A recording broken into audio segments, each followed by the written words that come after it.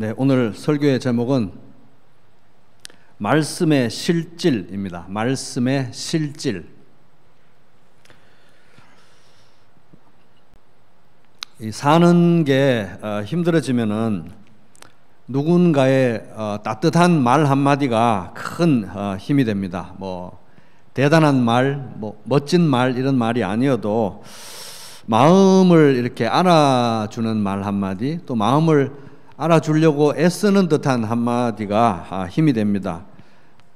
뭘 잘 모르면, 또 상대방에 대해서 잘 모르면 그냥 요즘 참 힘드시죠? 이런 말을 한마디만 해도 진짜 만약 내가 힘든다면 괜히 뭉클해지고 이 사람이 내가 힘든 걸 아는구나, 아니면 힘든 걸 알려고 애쓰는구나, 이렇게 동감이 되기도 하고 도움이 됩니다. 그런 따뜻한 말 한마디가 우리에게 큰 힘이 됩니다.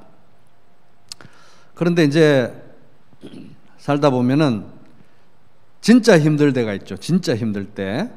그럴 때는 누가 무슨 말을 해도 귀에 들어오지 않고 격려도 되지 않고 힘도 되지 않고 그냥 사람의 말들이 다 귀찮을 때도 있습니다. 그래서 하여튼 누가 무슨 말을 해도 다 잔소리 같아지고 쓸데없는 말처럼 여겨질 때도 있습니다.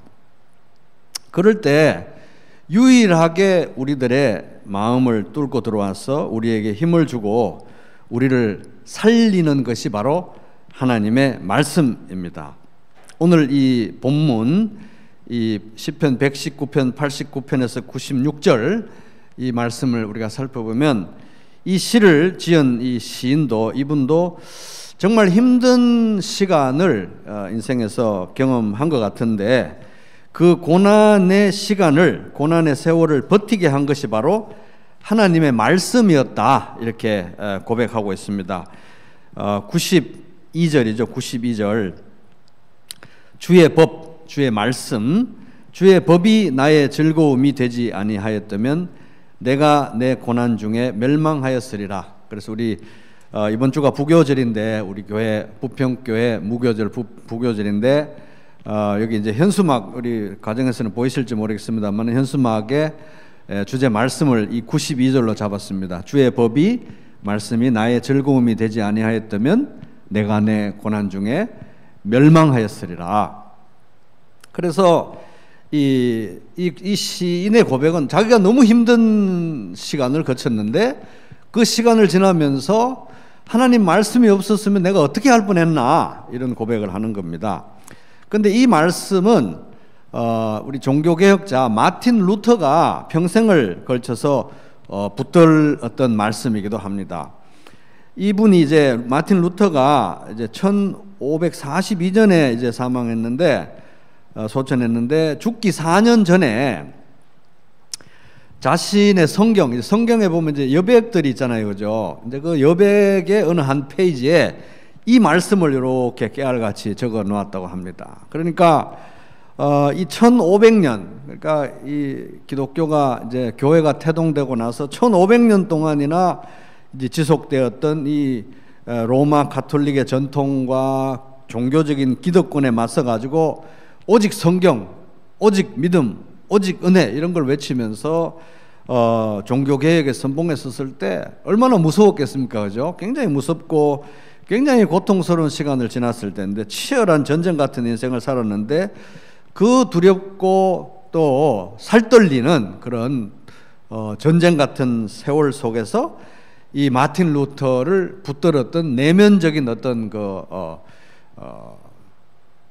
지주 또는 지지, 그가 의지했던 이 말씀이 바로 이 시편 119편 92절 말씀, 내가 하나님 말씀 붙들었기 때문에 이 고난의 세월을 견딜 수 있었습니다.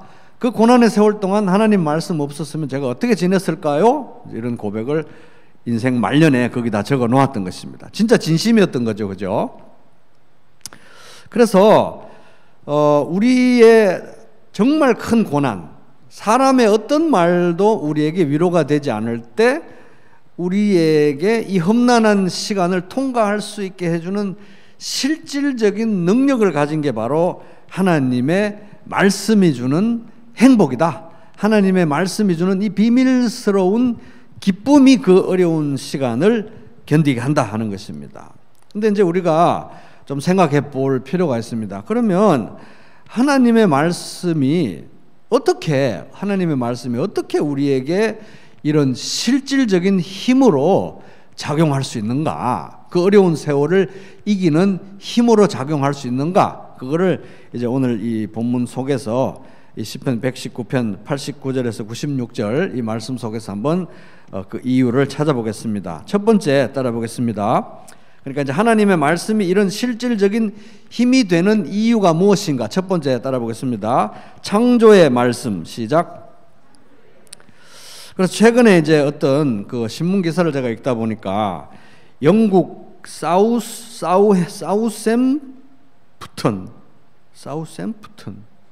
이게 한국말로 이게 의역을 해놔가지고 이게 어떤 한 영국의 유명한 대학에서 연구를 했다는 거예요. 연구를 했는데 이 지구 과학자들이 이제 연구팀을 만들어서 이제 연구를 했는데 이 지구라는 이 환경에 이 생명체가 이렇게 살고 있는 이것은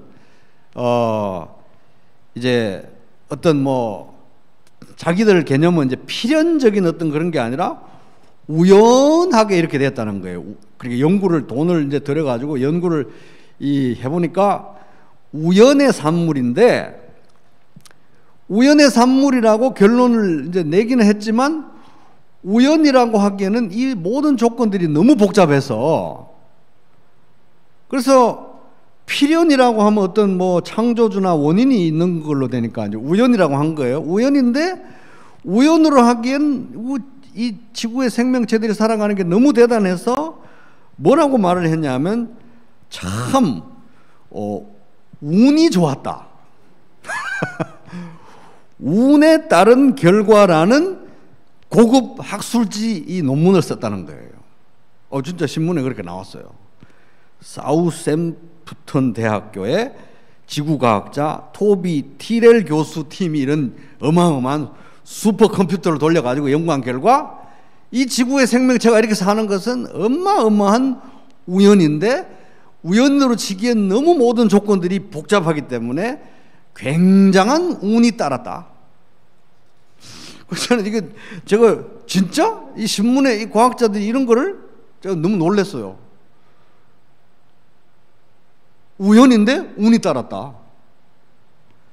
저는 정말 이해가 안 됐습니다. 제가 뭐 과학자는 아니지만 너무 동의가 안 됐어요. 근데 이 시인의 묵상은 정반대인 것입니다. 어느 날 이 시인이 하늘에 수많은 별들을 보고 그 아름다운 달을 보고 달빛을 보면서 그 밤하늘에 끝도 없는 그 궁창을 하늘을 이렇게 쫙 보면서 이 별들이 어떻게 생겼을까 묵상을 한 거예요. 그죠?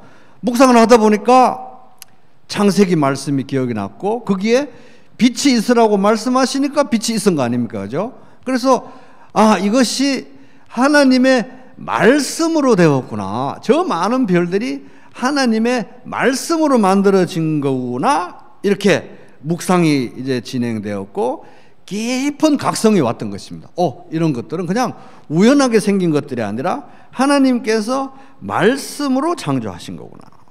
그래서 89절 보면 여호와여 주의 말씀은 영원히 하늘에 굳게 섰사오며 이 세상에 있는 모든 것들은 저 하늘의 별들, 달들, 뭐 낮에 뜨는 태양, 산, 바다 모든 것들은 어떤 시점에서 창조된 시간이 있는데 시작이 있는데 그 모든 것을 관통하는 하나님의 말씀은 그 모든 것들이 만들어지기 영원 전부터 존재하는 하나님의 말씀이 있었다. 말씀은 영원하다.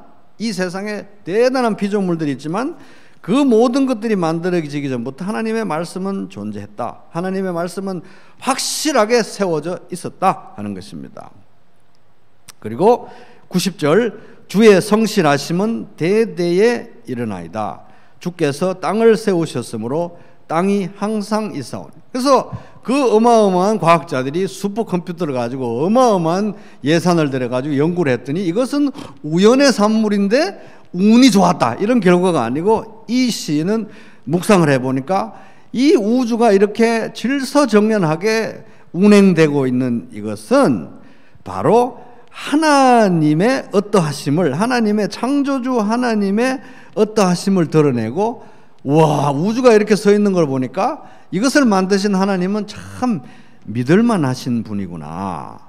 이렇게 우주가 멀쩡하게 오늘 또 지탱되고 있는 걸 보니까 하나님은 정말 믿을만한 분이구나라는 것을 자기가 고백할 수밖에 없었다는 거예요. 그래서 91절 보면 천지가 주의 규례들대로 오늘까지 있음은 만물이 주의 종이 된 까닭입니다. 그래서 이 세상과 우주를 보면 하나님의 능력과 하나님의 어떠하심과 하나님의 신실함이 드러나는데, 그러니까 하나님이 이렇게 하시는 것인데 이 우주의 모든 것들을 하나님께서 이렇게 질서정연하게 만드시고 운행하시는 것은 말씀을 통해서 하신다. 천지가 91절 주의 규례들대로, 말씀대로 오늘까지 있다는 거예요. 말씀대로. 이것은 다 하나님이 하신 일인데 말씀대로 된 것이구나. 그 깨달음이 온 거예요. 그러면서 이 묵상이 계속될 때, 그러면 이 온 우주가 정말 말씀대로 운행되고 있다는 것은 나와는 무슨 관계인가 하는 거예요. 나와는 무슨 관계인가 보니까, 우주를 운행하시는 하나님께서, 온 우주를 운행하시는 하나님께서 나의 우주도 운행하시는구나, 나의 인생도 붙들고 계시는구나 하는 묵상에 이르게 된 것입니다. 그래서 그것을, 하나님이 내 인생을 붙들고 계시고 나의 우주를 붙들고 계신다는 것이 어디에 나와 있느냐? 하나님의 말씀이라는 거예요. 하나님의 말씀. 하나님이 말씀으로 세상을 지으시고 말씀으로 우주를 붙드시는데 나의 우주도 붙들고 있다. 그렇게 묵상을 하다 보니까 마음의 안정을 찾았다는 거예요. 그 무엇으로도 마음의 안정이 안 찾아졌는데, 아무것도 행복할 것이 없는 이 인생이었는데 말씀 때문에 마음의 평안과 안정을 얻을 수 있었다는 것입니다. 나의 영혼이 잠잠히 하나님만 바라며 나의 구원이 그에게서 나오는도다.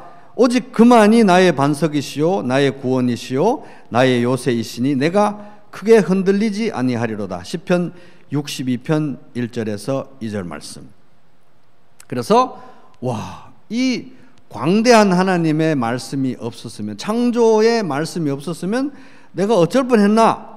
고난 중에도 이 세상이 이해할 수 없는 신비한 비밀스러운 행복을 이 시인이 경험했고 이 시로 썼고, 그 시인의 이 한 구절에 깊이 감동받은 마틴 루터가 그 말씀을 붙들다가 죽기 4년 전에 자기 성경에 여백에 썼던 것입니다. 그래서 여러분, 이 올해 2021년에는 이 하나님의 말씀, 여기 성경에 우리가 늘 사모하고 읽는 이 말씀이 이 세상에 존재하는 모든 것, 온 우주의 모든 것을 만드신 하나님의 말씀이구나. 그리고 그 우주를 붙들고 있는 하나님의 말씀이구나. 그 우주를 운행하시는 하나님의 말씀이구나.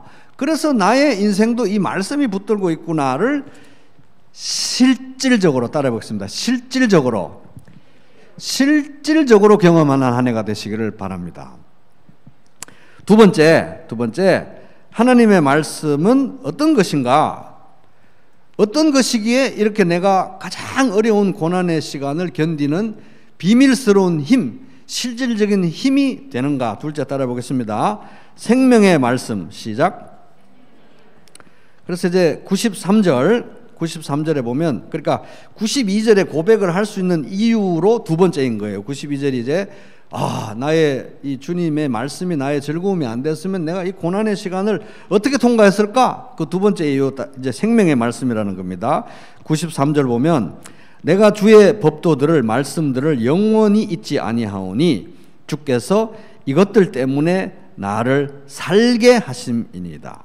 세 번역으로 읽어보면, 주님께서 주님의 법도로 나를 살려주셨으니, 그죠? 말씀으로 나를 살려주셨으니 나는 영원토록 그 법도를, 말씀을 잊지 않겠습니다. 그러니까 죽을 것 같은 고난을 통과했는데 지나고 보니까 하나님의 말씀이 나를 살렸구나, 이런 고백인 거예요. 하나님이 말씀으로 나를 살리셨구나, 이런 고백을 여기다가 적어 놓고 있는 것입니다. 저도 이제 특별히 두 번째 유학 때 굉장히 어려운 그 시간을 통과한 적이 있었습니다. 한 3년 정도 지속된 그 어려운 시간이 있었는데, 우리가 두 번째 유학 갈 때 그동안 모아두었던 돈과 생긴 돈과 물려받은 돈과 이걸 통틀어 가지고, 우리한테는 전 재산인데 그걸 가져갔더니 한 2년 3년 지나니까 거의 이제 바닥을 쳐가고 있었습니다. 그때 정말 신기하게 어떤 교회에 담임 목사를 할 수 있는 그런 기회가 왔는데, 이렇게 하나님이 우리를 또 공급하시겠구나 했는데, 그 기회가 또 무산이 되었어요. 그래서 큰 또 실망을 하고 또 놀래기도 했는데, 또 그것이 지나고 나니까 좀 더 좋은 기회가 왔습니다. 미국에 있는 어떤 신학교의 온라인 과정에 이제 교수로 이렇게 또 선발이 돼 가지고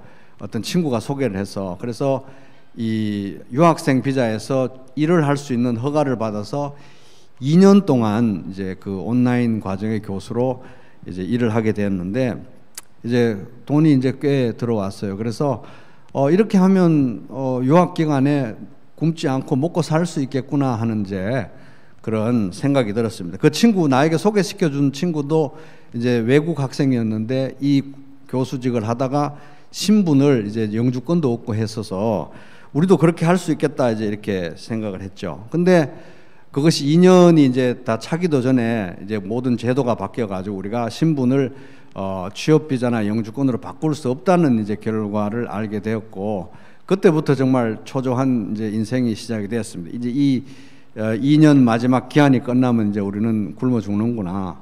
근데 이제 또 그 과정이 끝나니까 어떤 교회에 저희들이 어린이 사역을 하면서 저희들이 또 후원을 받게 됐습니다. 그래서 그 액수 가지고는 겨우 이제 생활만 이제 하게 되고, 이제 최소한으로 이제 생활을 이제 할 수밖에 없었는데, 그때는 이제 먹고 사는 게 문제가 아니라 더 큰 시련이 닥쳤는데, 그게 뭐냐 하면 저희 아이가 이제 대학을 가야 될 때가 왔어요. 그래서 이제 우리 형편에는 만약에 장학금을 이제 충분히 완전히 받지 않으면은 집 앞에 있는 동네에 있는 대학도 사실은 보낼 수 없는 그런 이제 형편이 되었습니다. 그래서 총 17개의 대학에 이제 지원을 했는데, 장학금을 줄 수 없다는 통보를 받기 시작한 것이 이제 고등학교 3학년 이제 그 시기였는데, 미국의 불합격 통보는 한 6개월에 걸쳐서 오더라고요. 그래서 6개월에 걸쳐서 17군데 이제 불합격, 그러니까 장학금을 줄 수 없다는 통보를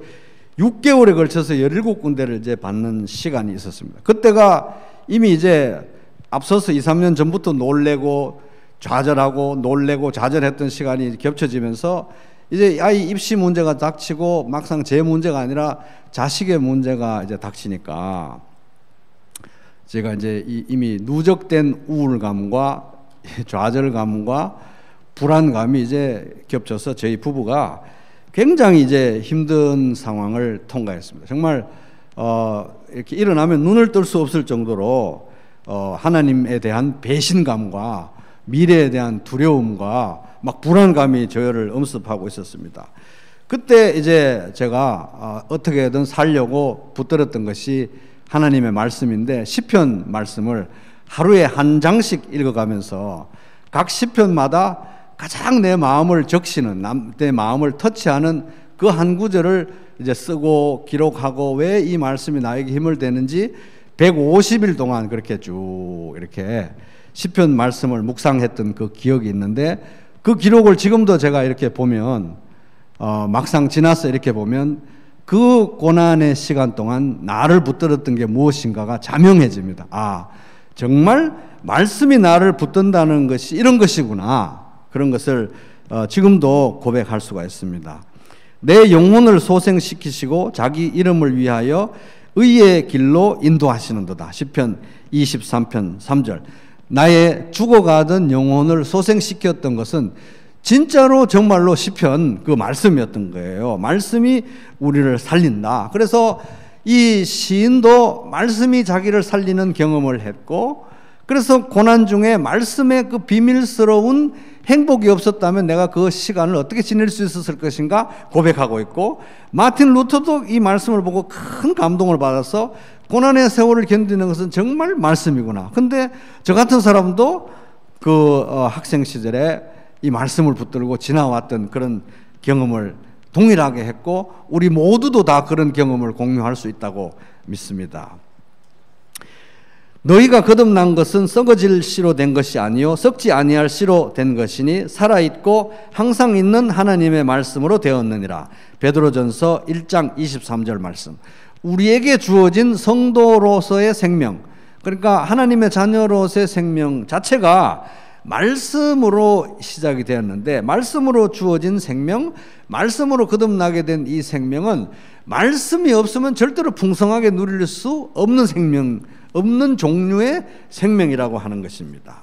그래서 말씀으로 거듭난 생명은 오직 하나님의 말씀으로만 풍성하게 유지될 수가 있다. 그래서 여러분, 올해 2021년 여러 가지로 혼돈스러운 가운데 우리가 시작했지만, 이 생명의 말씀, 하나님의 말씀을 더 가까이 하시면서 생명을 유지하는 것뿐만이 아니라 생명을 더 풍성하게 누리는 그런 복된 한 해가 되시기를 주님의 이름으로 축복합니다. 자, 세 번째, 왜 하나님의 말씀은 우리에게 이렇게 실질적인 힘이 되는가? 고난의 세월을 견디게 하는 진짜 힘이 되는가? 세 번째 이유 따라 보겠습니다. 사랑의 말씀. 시작. 자, 94절 같이 한번 읽어볼게요. 나는 주의 것이오니 나를 구원하소서. 내가 주의 법도들만을 찾았나이다. 그래서 여기 보면 나는 주의 것이오니 이런 말씀이 있잖아요, 그죠? 나는 주의 것이오니, 주님이라는 말은 사실 없고 나는 당신의 것이오니, 직접적으로 하나님께 대해서 말하고 있는 고백인 것입니다. 굉장한 사랑의 고백입니다. 나는 당신의 것이오니, 그죠? 나는 당신의 것, 당신은 나의 것. 사랑의 관계에 대한 고백인 겁니다. 근데 이 94절 내용은 사실은 나를 구원하소서, 어려움으로부터 구원하소서, 살려달라는 기도예요. 근데 이 94절을 보면 이 사람이 구원하소서, 살려주세요, 너무 힘들어요 라고 기도하고 있는 근거가 바로 뭐냐 하면 내가 주님 거 아닙니까? 내가 주님에게 속한 사람이 아닙니까? 그죠? 그 관계가 이 살려달라는 기도의 근거라는 겁니다. 하나님이 나를 그렇게 사랑하고 계시지 않습니까? 제가 하나님의 것이지 않습니까? 제가 하나님에게 속한 사람이 아닙니까? 그러니까 살려주세요. 그래서 이 고난의 세월을 지날 수 있도록 저를 살려주시고 하나님, 저를 지켜주시고 하나님, 저를 인도해 주세요. 이렇게 기도하는데 그 관계가, 하나님과의 사랑의 관계가 이 호소의 기초가 된다는 것입니다. 우리 아가서에 보면은 부부의 관계를, 부부의 사랑의 관계를 노래하면서 이런 묘사를 합니다. 내 사랑하는 자는 내게 속하였고, 내 사랑하는 자는 내게 속하였고, 나는 그에게 속하였도다. 그가 백합화 가운데서 양떼를 먹이는구나. 그러니까 이 두 인간이 가장 친밀하게 느낄 수 있는 그런 종류의 관계가 부부의 관계라고 하면 그 대표적인 묘사 방식이 내 사랑하는 자는 내게 속하였고 나는 그에게 속하였구나. 그는 나에게 속하고 나는 그에게 속하였구나. 이런 표현인 거예요. 그러니까 나는 주의 것이오니, 주님에 대해서 내가 이런 밀접한 관계에 있고 주님이 나를 이렇게 깊이 사랑하는 그런 관계니까 하나님 저를 살려주세요. 그러니까 그 관계가 나의 살려달라는 호소의 기초인데요. 이제 하나님과의 관계를 이제 생각하지 않고 현실적으로 이제 이렇게 봤을 때 제가 제 삶에서 많은 힘을 얻고 격려를 얻고 도움을 얻는 관계가 있다고 하면 저는 사실은 제 아내에게서 제일 큰 도움을 받는 것 같습니다. 아내가 있으면 어디 예를 들어서 어두컴컴한 밤길을 갈 때도 아내가 무슨 격투기 선수도 아닌데 뭐 위험한 사람이 나타나면 아내가 이렇게 발차기를 해서 저를 보호해 줄 수 있는 사람도 아닌데 이상하게 아내가 옆에 있으면 겁이 덜 나요. 그게 겁이 덜 나고, 그리고 막 너무 힘들 때 뭐 특별히 저한테 뭐 말을 많이 안 해줘도 그냥 옆에만 있어도 힘이 돼요. 그 이유가 바로 뭐냐 하면 나는 그에게 속했고 그는 나에게 속했기 때문에 그렇다는 것입니다. 그런데 이 스토리가 거기서 끝나는 게 아니라 제가 이렇게 결혼 생활을 하면서 보니까 그럴 때도 있는데 그럴 때도 있는데 안 그럴 때도 있더라는 거예요. 진짜 설사 아내가 옆에 있고 아내가 아무리 무슨 말을 해도 전혀 도움이 안 될 때가 사실은 있습니다. 여러분도 다 그런 때가 있으리라고 믿습니다. 어차피 혼자 서야 될 때가 있고 어차피 아내도 나의 모든 것을 공유할 수 없는 부분이 있고 나의 내면의 가장 깊은 어둠과 가장 개인적인 그런 내밀한 고통을 모르는 거예요. 그러니까 나는 그에게 속하고 그는 나에게 속해도 도움이 안 될 때가 있다는 거. 아마 제 아내도 동감이라고 생각합니다. 그래서 그런 걸 보면 아가서 아까 내 사랑하는 자는 내게 속하였고 나는 그에게 속하였도다, 이 해석이 아내와 남편에 관한 내용의 어떤 대한 말씀으로 해석하는 그 선을 넘어가야 되는 것입니다. 그게 머무르면 안 된다는 거예요. 그래서 궁극적으로 이것은 예수 그리스도와 그의 교회와의 관계를 묘사하는 말씀일 수밖에 없다. 거기에 머무를 수는 없다. 남편과 아내의 사랑을 말하는 말씀이지만 1차적으로는 그 다음 단계로 넘어갈 수밖에 없다고 하는 것입니다. 그래서 정말 깊은 내면의 문제, 내면의 고통, 정말 그 누구에게도 말할 수 없는 일들이 생길 때는 나는 그에게, 그는 나에게 이렇게 1대1로 직면해야 되는 존재가 아내도 아니고 부모도 아니고 자녀도 아니고 그 누구도 아니고 하나님이라는 것입니다. 그래서 그 친밀한 관계의 기초에서 나는 하나님의 것이오니, 나는 주의 것이오니, 나는 당신의 것이오니 하나님 살려주십시오, 죽겠습니다, 구해주십시오, 그러니까 기도해야 한다는 것입니다. 인간의 가장 깊은 내면에까지 도달할 수 있는 하나님과의 사랑의 관계에 대해서 말해주고 있는 것이 무엇이냐? 바로 하나님 말씀이라는 거예요. 하나님 말씀. 그래서 이 하나님 말씀이 그렇게 광대하고 그렇게 친밀하고 그렇게 실질적인 힘이 있다고 볼 수밖에 없는 것입니다. 그래서 이제 여기 보면 이 94절 보면 같이 다시 한번 읽겠습니다. 시작. 나는 주의 것이오니 나를 구원하소서. 내가 주의 법도들만을 찾았나이다. 내가 하나님 말씀을 찾았습니다. 나는 주의 것이니 살려주세요. 그래서 내가 주님의 것이고 주님이 나를 이토록 사랑한다는 것이 분명하게 기록되어 있는 하나님의 말씀을 제가 이렇게 찾는 이유가 바로 그것입니다. 이렇게 고백하고 있습니다. 그래서 어떤 분이 이 중독의 반대말이 관계라고 하더라고요. 관계. 그래서 인간은 하나님과의 관계가 없으면, 하나님과의 친밀한 관계가 없으면, 하나님과의 관계에 빠지지 않으면 무언가에는 빠질 수밖에 없는 존재가 인간이라는 것입니다. 인간의 가장 깊은 필요, 인간의 가장 깊은 실체 그 자체이기 때문에 하나님과의 관계가 없으면 없는 만큼 다른 무언가에 우리는 빠질 수밖에 없다. 쾌락에 빠지든지 돈에 빠지든지 권력에 빠지든지 일에 빠지든지 사람에게 집착하든지 외모에 집착하든지 스마트폰에 빠지든지 게임에 빠지든지 뭐에라도 빠질 수밖에 없는 존재가 우리라는 것입니다. 근데 그 관계에 대해서 말하고 있는 게 바로 하나님 말씀이니까 우리 2021년에는 하나님 말씀에 빠져보시기를 바랍니다.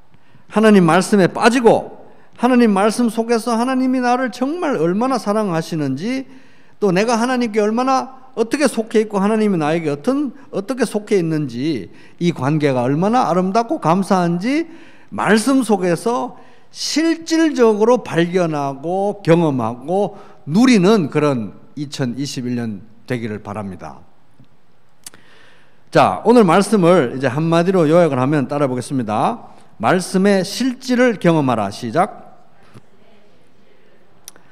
그래서 제가 이제 2014년 9월에 우리 부평교회로 왔는데 벌써 이제 뭐 6년 다 돼 가잖아요. 취임한 거는 2015년 5월 달에 취임했으니까 시간이 엄청 흘렀는데, 여기 부평에 와서 얼마 되지 않아 가지고 강봉기 목사님 설교하실 때 제가 이 말을 처음 들었어요. 말씀의 실질.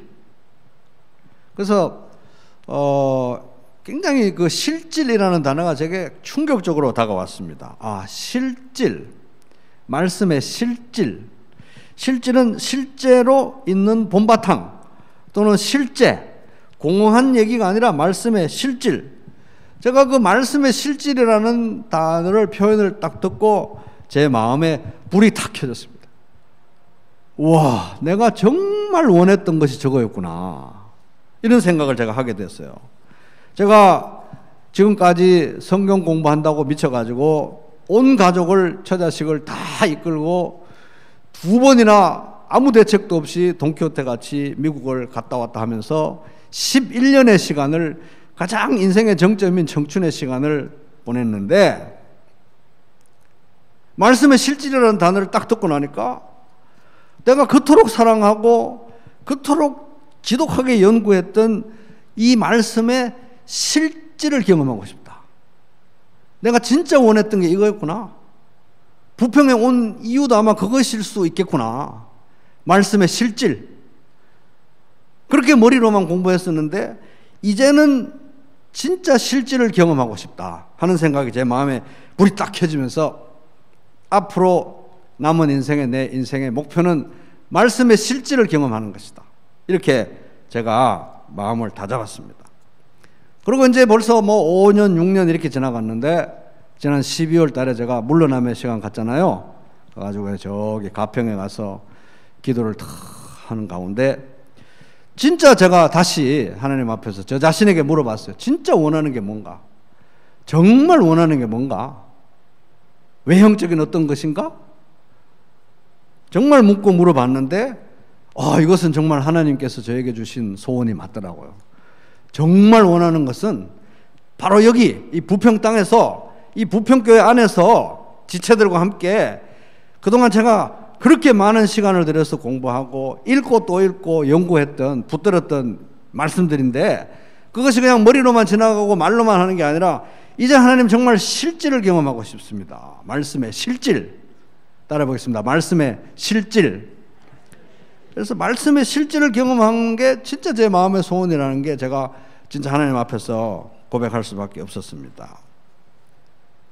그래서 이제 코로나로 인해서 여전히 불안하고, 뭐 새해를 시작하는 건지 안 하는 건지도 모르게 시작을 해가지고 코로나와 함께 또 시작을 한 거예요. 2021년을. 그래서 이게 뭐 어떻게 될지, 언제까지 이렇게 될지 아무것도 이제 우리가 모르는 것입니다.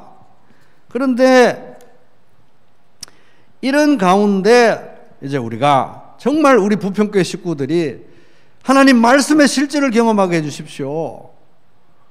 이게 무슨 공허한 소설이 아니고 그냥 아침에 잠깐 읽는 뉴스페이퍼 신문 같은 것도 아니고 주문도 아니고 진짜 살아있는 하나님의 말씀이라는 실질을 보여주시고 경험하게 해주십시오. 여러분 그렇게 기도하시기 바랍니다. 그래서 지금 95절에 보면 악인들이 나를 멸하려고 엿보나 나는 주의 증거들만을 생각하겠나이다. 엿본다는 말 있죠. 카바 기다린다, 바란다 이런 뜻이에요. 내가 주님을 앙망한다, 하나님을 앙망한다, 하나님을 기다린다 할 때도 카바. 나는 하나님을 앙망하는데 나를 앙망하면서 나를 무너뜨리려고 하는 게 나의 원수들이라는 거예요.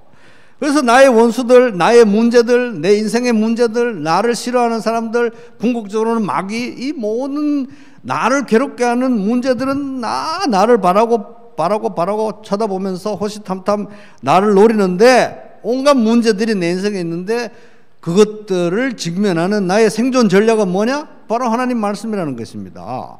그것들을 다 일일이 상대할 것도 없이 나는 그 모든 것들을 제압하고 압도하고 통치하고 다스리고 나의 미래를 주관하는 하나님께 집중하고 말씀에 집중하면 된다는 거예요. 나의 생존 전략이라는 것입니다. 그러할 때 하나님의 말씀은 결코 우리를 실망시키지 않을 것이다. 왜? 96절 같이 읽겠습니다. 시작. 내가 보니 모든 완전한 것이 다 끝이 있어도 주의 계명들은 심히 넓으니이다. 끝이 없다는 거예요. 그래서 이 세상에 대단한 뭐 많은 것들, 좋은 것들 많지만 거기에는 다 한계가 있다는 거예요. 한계가. 근데 하나님 말씀에는 끝이 없다. 하나님의 말씀에 좋은 것, 신실한 것, 능력에는 끝이 없다. 그래서 원수가 나의 문제와 나의 내우 외환이잖아요. 나의 연약함과 나의 악함과 이 세상의 악함과 이 세상의 연약함과 온갖 나의 문제들이 나를 기다리고 앙망하면서 나를 무너뜨리려고 하지만, 심지어 궁극적으로 저 마귀도 그렇지만, 내가 하나님의 말씀을 바라고 하나님께 집중하고 카바 하나님께 집중하고 하나님을 바라고 하나님 말씀을 붙들 때, 하나님 말씀이 주는 그 비밀스러운 행복을 붙들고 내가 살아갈 때 하나님 말씀은 나를 절대로 실망시키지 않을 것이다. 왜? 끝이 없으니까. 하나님 말씀이 주는 이 세상이 이해할 수 없는 이 내밀한 행복에는 끝이 없을 것이기 때문에, 그래서 여러분 이 말씀의 실질을 보게 해주시고, 내 눈을 열어서 말씀의 실질을 보게 해주시고 말씀의 실질을 경험하게 해달라고 이렇게 기도하면서, 지금까지 성경을 보셨던 것하고는 전혀 다르게 집중하면서 악착같이 말씀을 보시고 묵상하고 기도하고 붙들고 순종하고 하시면서, 올해 말에 2021년 12월 마지막 그날에 여러분 다 이렇게 고백하시기 바랍니다. 주의 법이 나의 즐거움이 되지 않았다면, 하나님 말씀이 나의 비밀스러운 행복이 되지 않았다면 2021년도 나는 견디지 못했을 것이다. 여러분 다 그렇게 고백하시기 바랍니다.